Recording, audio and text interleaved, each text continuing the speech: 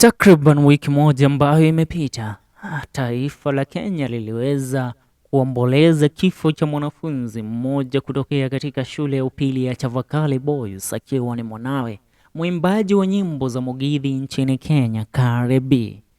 Na kesi kuhusiana na ajali hii iliyopelekea kijana huyu kuweza kuiaga dunia ilihusisha basi la Easy Coach ambalo ni basi lililokuwa limewabeba wanafunzi wa Chavakali Boys kutokea shuleni wakirejea nyumbani katika msimu huu wa holiday ama mapumziko.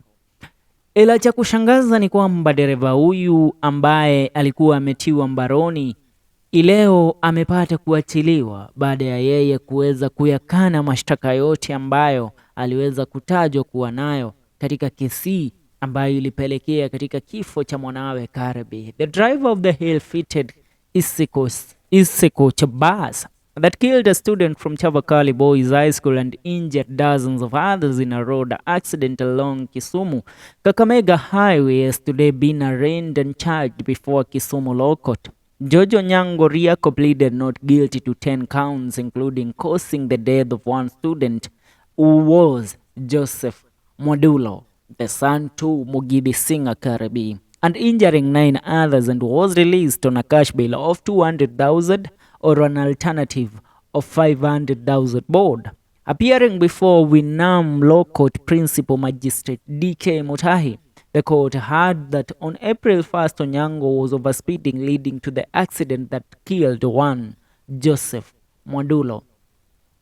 As we continue, in the other 9 counts, the court heard that the accused deliberately applied an emergency brake, making the vehicle swerve and land on its side, leading to the injuries of 9 students.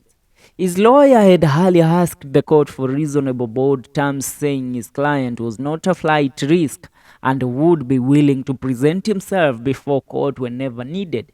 Mutai ordered the prosecution side to avail witness statements to the accused lawyer and that the matter shall be mentioned on 25 April 2024, where a hearing date will be set. A total of 23 students are yet to record statements with the police, and there is a likelihood that the Office of the Director of Public Prosecution will later amend the charge sheet to include their statements. Onyango was reported missing on the accident scene immediately after the accident, meaning after the guy caused the accident that led to the death of one student, he ran away, he escaped from the crime scene, and that's why many Kenyans are arguing that he should face the wrath of the court.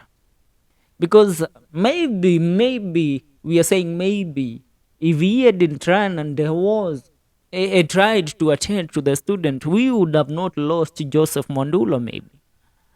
For now, that's what's up. Make sure you subscribe to FM Show KE. See you in our next video.